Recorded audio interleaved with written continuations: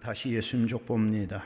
유대인이 아닌 우리로서는 조금은 지루할 수도 있고 또 아무 의미 없는 이름들의 나이 어린 것처럼 보여질 수도 있지만 사실 이 말씀을 받는 유대인들에게는 굉장히 중요한 메시지를 담고 있는 족보의 진술이었습니다. 그에 앞서 지난주부터 우리가 이 마태복음의 말씀을 공부하기를 시작했는데 신약 성경의 첫 책이지요.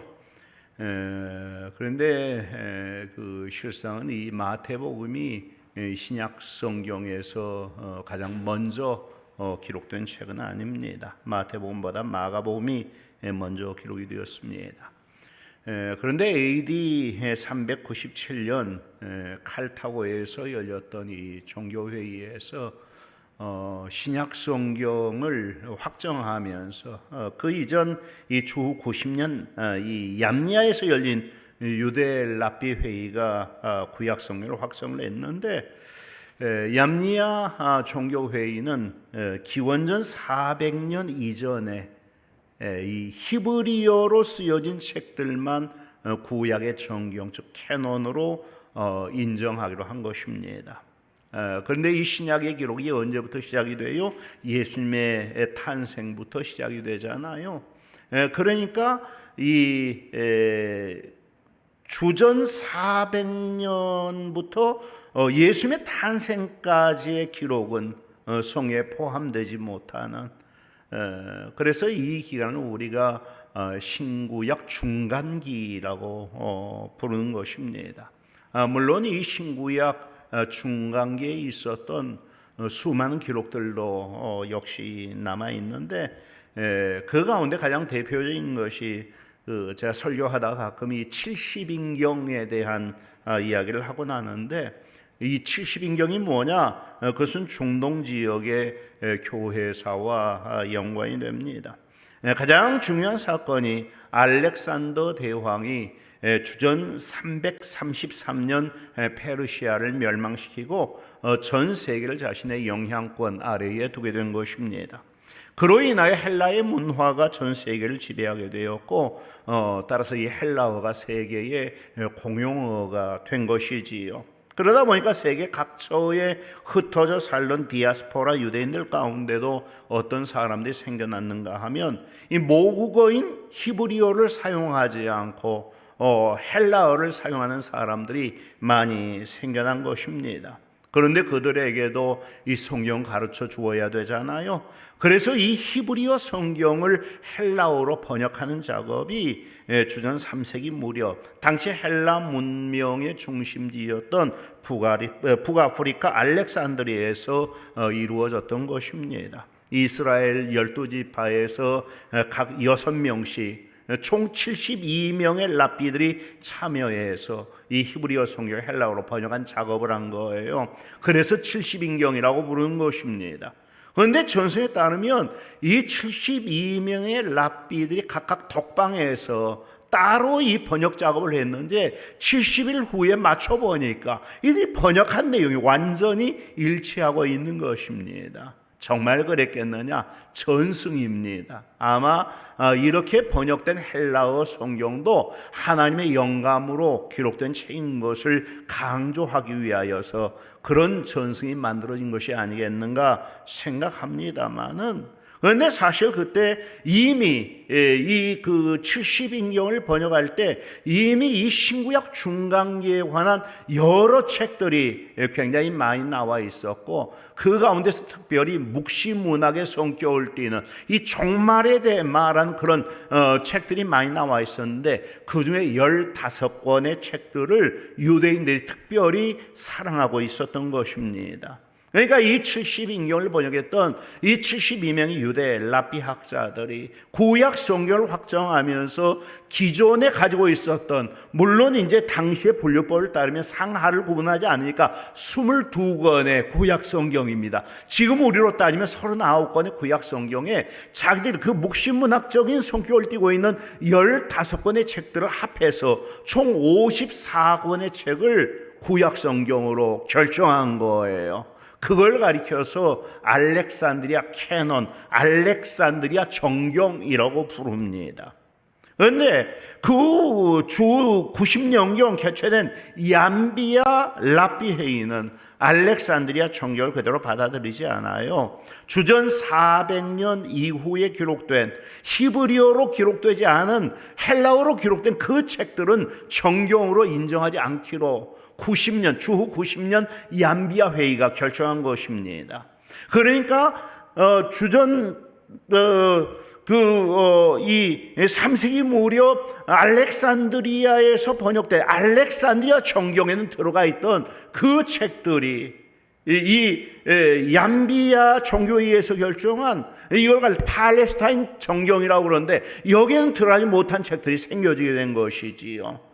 그래서 알렉산드리아 정경에는 들어가고 이 팔레스타인 정경에는 들어가지 못한 15권의 책들 따로 떼서 우리는 성경 밖에 있는 책들, 외경이라고 부르는 것입니다. 그런데 요즘 천주교회가 사용하고 있는 공동 번역 성경을 보면 우리가 사용하는 성경책보다 많이 두텁잖아요. 그 이유가 뭔가 하면 그들은 팔레스타인 정경이 아니라 알렉산드리아 정경을 채택하고 있는 거예요. 그런데 특이하게도 이 15권의 외경 가운데 에스드라, 상하서, 므낫세의 기도서 같은 이 3권의 책은 빼버리고 12권의 책만 그들이 정경으로 채택한 것입니다.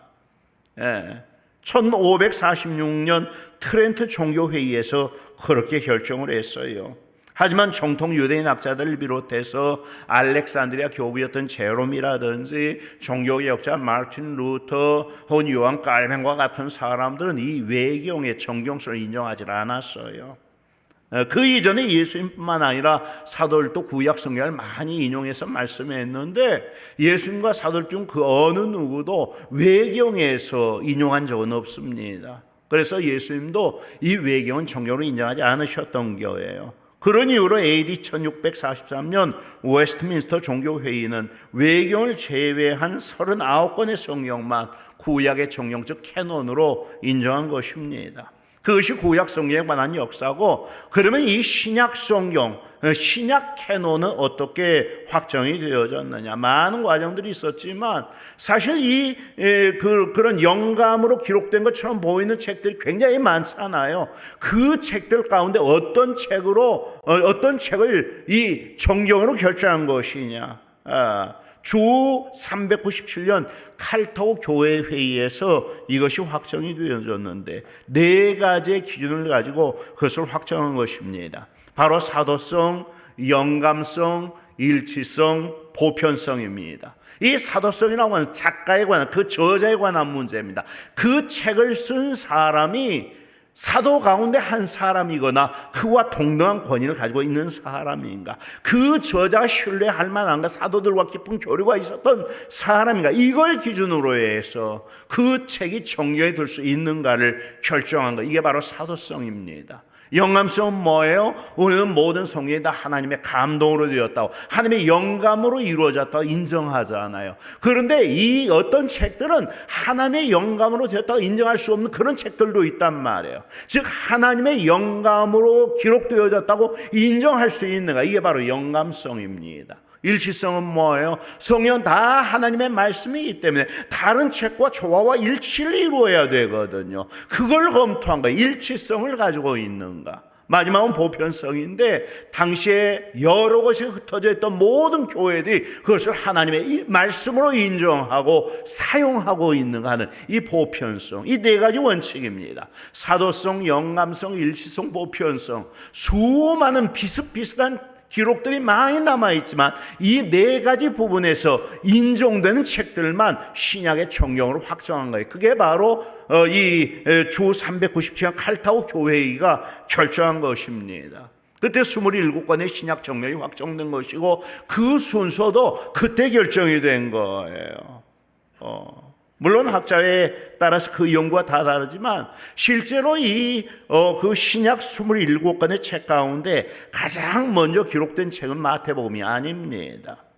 바울 사도가 주 49년경 안디옥에서 기록한 것처럼 보이는 갈라디아서거나 아니면 주 51년경 이 제2차 선교 여행 가운데 고린도에서 기록한 것처럼 보이는 데살로니가전서가 가장 먼저 기록된 성경이 아니겠는가. 또 복음서 가운데서도 가장 먼저 기록된 책은 마태복음이 아니라 마가복음이거든요. 그런데 왜 칼타고 종교회의가 마태복음을 신약성경의 첫 성경으로 결정을 했느냐? 그것은 구약 성경과의 연관성 때문에 그렇게 했다는 것입니다. 여러분이 구약 성경은 오실 메시아에 대한 예언이잖아요. 그리고 신약 성경은 이미 오신 메시아에 대한 증언입니다. 그런데 여러분이 마태복음의 첫머리가 어떻게 시작이 돼요? 아브라함과 다윗의 자손 예수 그리스도의 계보라는 선언으로 시작이 되거든요. 구약의 많은 부분에서 메시아가 아브라함과 다윗의 자손으로 오시라 예언되었었는데 바로 그분이 오셨다는 거예요. 2000년 전에 아브라함에게 내 씨로 약속이 되었던, 1000년 전에 다윗에게 내 씨로 약속되었던 그 메시아 왕, 그 그리스도께서 세상에 오셨다. 바로 이 선언 때문에 마태복음이 신약성경의 첫머리에 놓이게 된 것이고, 그 시작은 지난주에 살펴보았던 대로 예수님의 족보입니다. 그런데 이 족보는 단순히 이름의 나열로 끝나질 않아요. 사실 이 족보 안은 굉장히 중요한 아주 여러 가지의 복음적인 의미가 담겨 있습니다.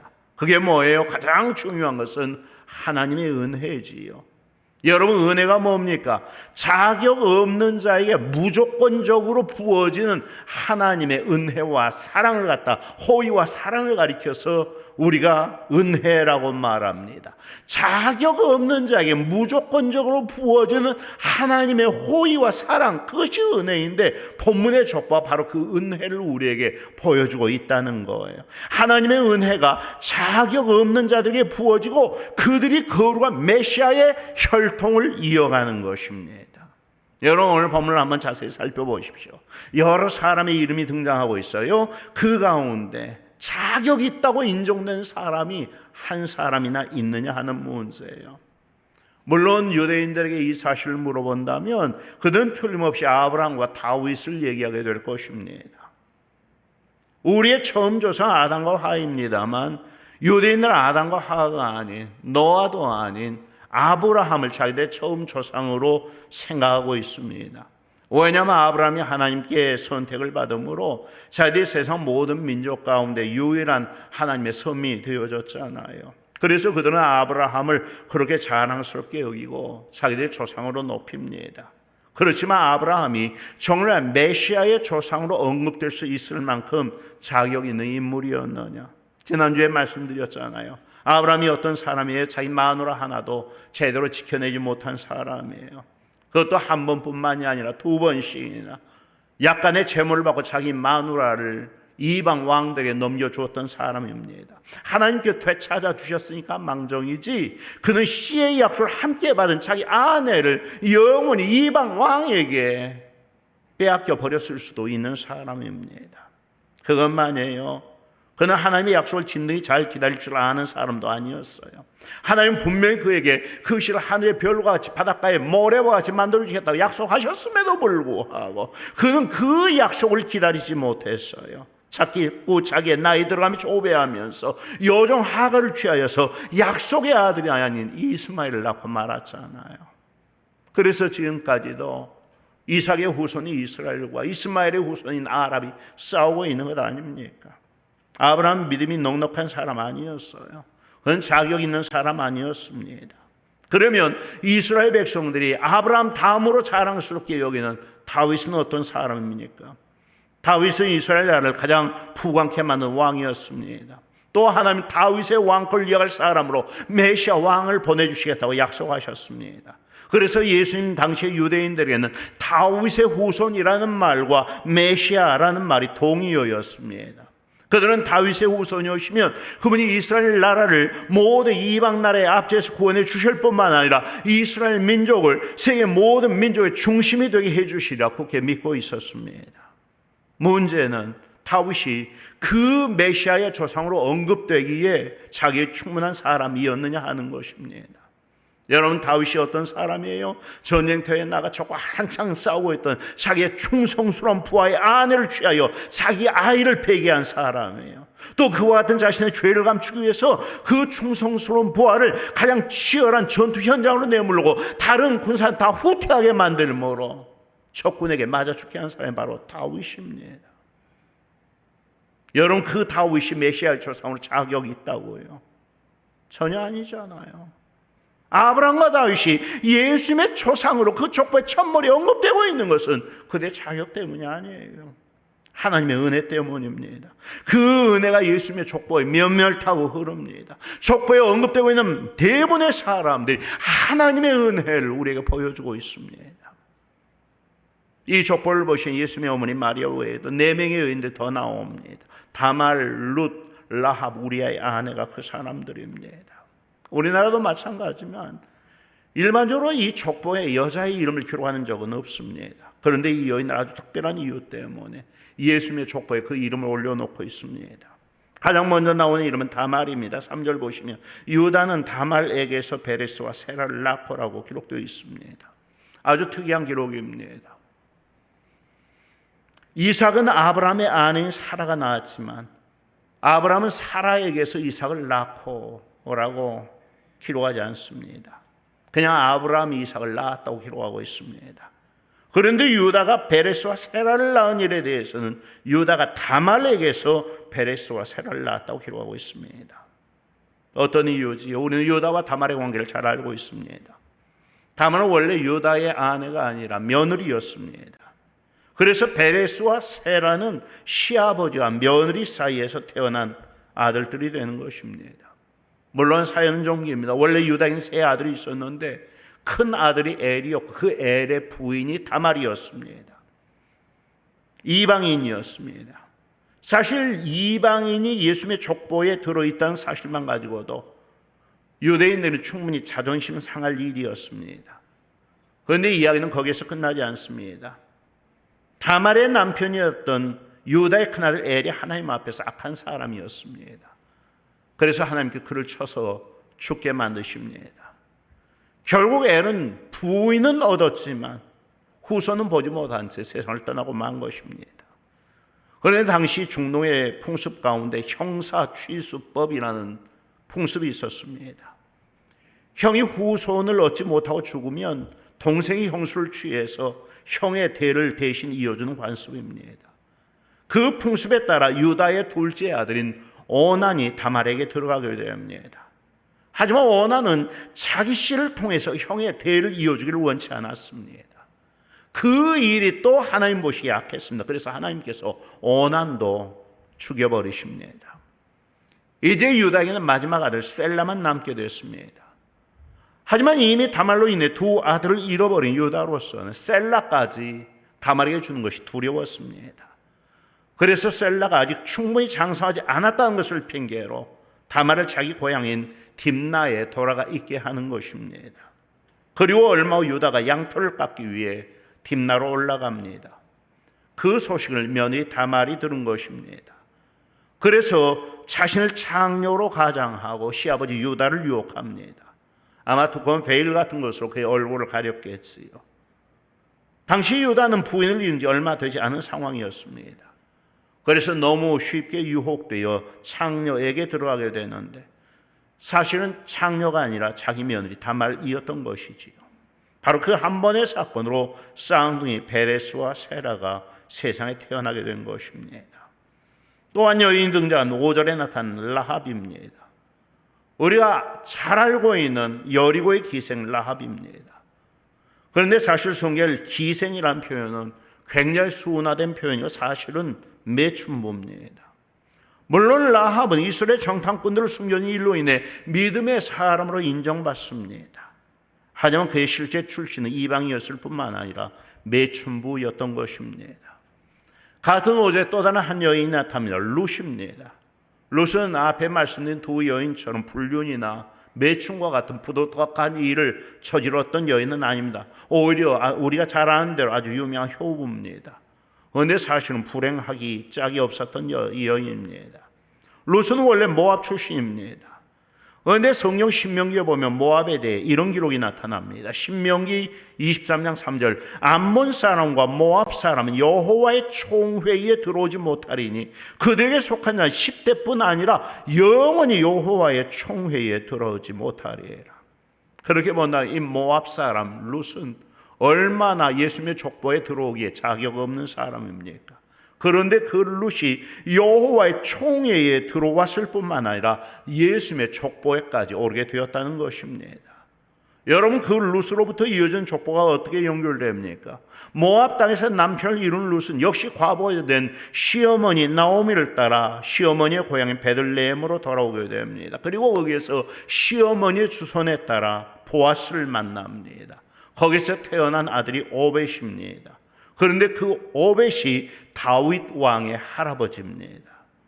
그처럼 자격 있는 자들이 아닙니다. 자격 없는 자들입니다. 그런데 하나님께서는 그 자격 없는 자들에게 은혜를 주시고 그들로 오실 메시아의 족보를 이어가게 하시는 것입니다. 왜 그러셨을까요? 하나님이 하시는 일인데 얼마든지 자격 있는 자들만 골라서 예수님의 족보를 이어가게 하실 수도 있었잖아요. 그 자격 없는 자들, 가장 자격 없는 자들이요. 그 가장 자격 없는 자들로 예수님의 족보를 이어가게 하시는 것입니다. 왜 그래요? 그것이 하나님의 은혜의 본질이기 때문이지요. 그 부분을 우리가 착각하면 안 되는 거예요. 어제도 우리가 임직식을 하셨지만 임직받은 분들 절대로 착각하면 안 됩니다. 내가 자격을 갖추어서 장로되고 안수집사 권사 되었다. 착각하면 안 됩니다. 잠깐이라도 착각하면 안 됩니다. 하나님의 은혜가 나를 세우신 것입니다. 은혜는 자격 없는 자에게 무조건적으로 부어지는 하나님의 호의와 사랑이라고 이미 말씀드렸습니다. 사도 바울의 고백도 그것입니다. 고린도전서 15장 10절 내가 나된 것은 하나님의 은혜로 된 것이니 내게 주신 그의 은혜가 헛되지 아니하여 내가 모든 사도보다 더 많이 수고했으나 내가 한 것이 아니요 오직 나와 함께 하신 하나님의 은혜로다. 결국 하나님의 은혜가 나를 세운 거예요. 하나님의 은혜가 나를 나되게 하는 거예요. 우리 모두가 다 마찬가지예요. 하나님의 은혜입니다. 그것이 오늘 본문의 족보가 보여주는 하나의 분명한 사실입니다. 그런가 하면 본문의 족보가 전하는 또 다른 메시지가 있습니다. 하나님의 은혜가 인간의 모든 잘못과 죄를 뛰어넘는다는 사실입니다. 그것을 가장 두드러지게 보여주는 것이 물론 이 말씀은 아브라함에게도 그런 면이 있었지만 다윗에게서는 그 살이 더욱 두드러지게 드러납니다. 본문 6절 다시 보십시오. 뭐라고 기록되어 있습니까? 다윗은 우리야의 아내에게서 솔로몬을 낳고라고 기록되어 있습니다. 여러분, 이것이 말이 되는 기록입니까? 아들을 낳으려면 누구에게서 낳아야 돼요? 자기 마누라한테서 낳아야지요. 백보 양보에 아직 시집가지 않은 처녀에게서 아들을 낳았다. 그러면 그건 우리가 이해해 줄 수가 있을 것 같습니다. 그런데 다윗은 자기 아내 아니에요. 시집 안 간 처녀도 아니에요. 우리야의 아내에게서 아들을 낳았어요. 사실 이런 기록은 족보 기록은 좀 감춰두고 싶은 얘기 아닙니까? 사람들은 족보를 얘기할 때 이 족보에 가장 집착하는 민족이 두 민족인데 바로 이스라엘 민족과 우리 한국 사람들입니다. 우리 한국 사람들도 족보를 많이 얘기하지요. 멀리 갈 필요 없이 저에 대해서 좀 말씀드리자면 여러분 눈치채고 계셨는지 모르는데 사실 이건 제 집사람도 모르는 비밀입니다. 사실 저는 평민이 아니라 왕족 출신입니다. 제 71대조 할아버지가 김수로 왕이십니다. 그 김수로 왕의 12대 손이 유명 김유신 장군이십니다. 김유신의 부친은 태종무열왕의 장인이시고 어머니는 진흥왕의 아우인 수클종의 따님이십니다. 김유신의 매제가 태종무열왕 김춘추입니다. 제가 그 집안의 후손입니다. 제 20대조 할아버지는 감무공 김익경님이십니다. 저만 그런 것이 아니라 김혜김 씨 다 그래요. 여러분 앞으로 저를 왕족으로 인정해 주셔야 됩니다. 그런데 김씨 족보만 그런 거 아니에요. 우리나라 대부분 성씨의 족보들이 왕으로부터 시작하지 아니면 대단한 위인들로부터 시작하고 있어요. 노비라든지 나라 팔아먹은 반역자들도 틀림없이 있었는데 그런 사람은 족보에서 다 빼버려요. 아니면 아주 미화시켜서 바꿔서 족보에 올려놓던지요. 부끄럽거든요. 그런데 예수님의 족보는 누구를 말해요? 다말뿐만 아니라 라합뿐만 아니라 룻뿐만 아니라 우리아의 아내에 대해서까지 노골적으로 얘기하고 있어요. 다윗은 자기 아내가 아니라 우리아의 아내에게서 솔로몬을 낳았다고 이 족보가 말하고 있습니다. 만약 인적 조작적으로 성경을 기록했다면 이런 기록은 남아있지 않을 것입니다.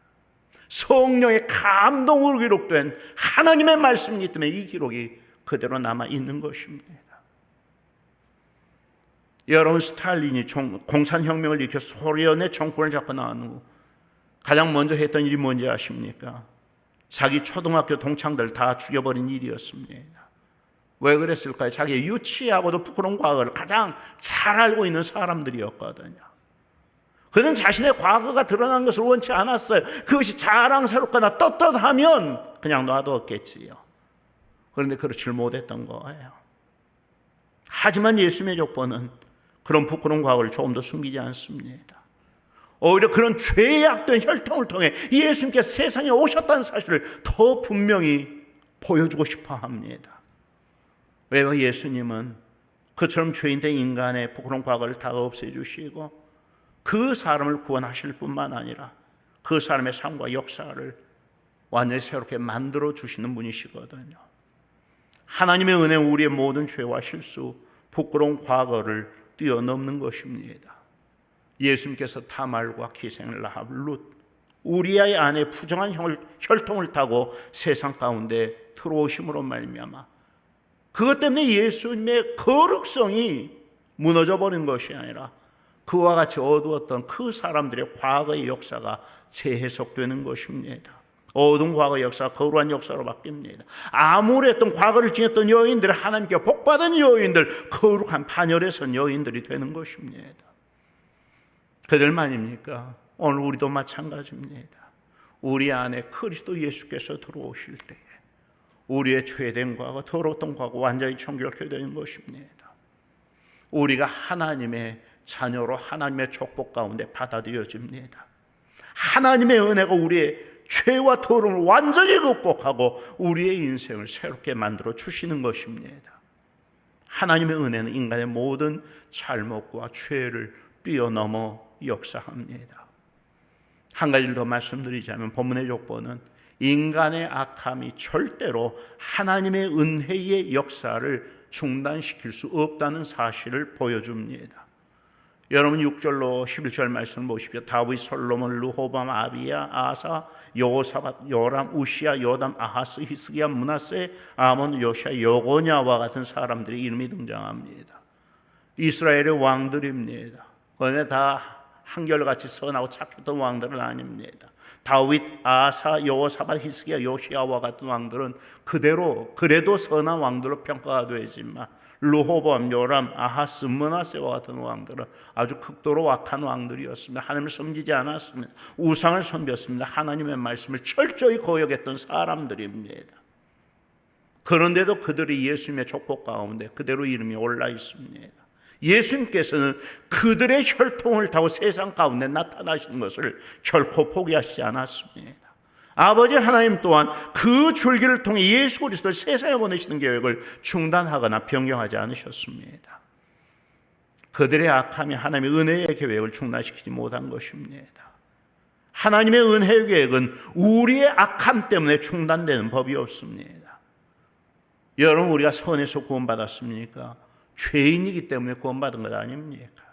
우리가 아무리 악하게 굴고 사탄이 아무리 악랄하게 하나님의 일을 방해한다 하더라도 하나님은 결국 자신이 세워놓으신 그 은혜의 계획들을 완성시키시고야 마는 것입니다. 그 하나님의 은혜를 가로막거나 중단시킬 수 있는 것은 아무것도 없습니다. 11절 이하의 말씀 보면 또 다른 여러 사람들의 이름이 등장합니다. 수알디엘, 수룹바벨, 아비훗, 엘리야김, 아소르, 사독, 아킴, 엘리옷, 엘로아사, mat단, 야곱과 같은 사람들입니다. 물론 이 가운데 우리가 아는 이름도 한둘은 포함되어 있습니다. 그러나 대부분의 이름은 우리가 알지 못한 사람들의 이름입니다. 심지어 야곱이 등장하는데 이삭의 쌍둥이 아들 야곱 아닙니다.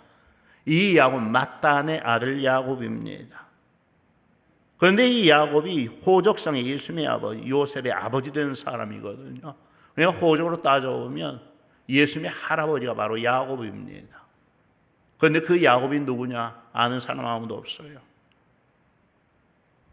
무명의 사람입니다. 그런데 그 사람이 예수님의 족보를 이루는 데 쓰임받고 있습니다. 유능한 사람, 유명한 사람만이 아니라는 것입니다. 하나님에게는 얼마나 유명하냐, 얼마나 유능하냐 그런 것이 전혀 중요하지 않습니다. 죄인을 넘어서, 이방인을 넘어서, 유무명을 넘어서 오직 하나님의 은혜가 모든 것을 지배합니다. 그 하나님의 은혜가 오늘 우리에게 임하여서 우리가 하나님의 자녀가 된 것입니다. 때문에 그런 어떤 인간 조건을 가지고 사람들 판단하여 말하거나 스스로 교만하여지는 것은 하나님의 은혜에 배치되는 엄청난 죄악인 것입니다. 에베소 2장 8절 9절을 꼭 기억하시기 바랍니다. 너희는 그 은혜에 의하여 믿음으로 말미암아 구원을 받았으니 이것은 너희에게서 난 것이 아니요 하나님의 선물이라. 행위에서 난 것이 아니 누구든지 자랑하지 못하게 함이라. 오직 하나님의 은혜가 우리를 구원합니다. 하나님의 은혜가 우리의 인생을 지배합니다. 우린 예수님의 족보에 나타난 여러 사람들처럼 자격 없고 부족한 자들입니다. 심지어 허물과 죄가 너무 많은 사람들입니다. 그러나 하나님의 은혜가 우리를 붙잡아 우리를 통해 하나님의 뜻을 이루어내시는 것입니다. 그러므로 우리는 오직 하나님의 은혜에만 의지해서 살아야 합니다. 우리 삶의 최후 고백은 사도 바울과 고백같이 나의 나던 것은 오직 하나님의 은혜라는 고백이 되어야 마땅합니다. 그 고백으로 오늘도 하루하루를 살아가시는 우리 모두가 될 수 있기를 주의 이름으로 축복합니다.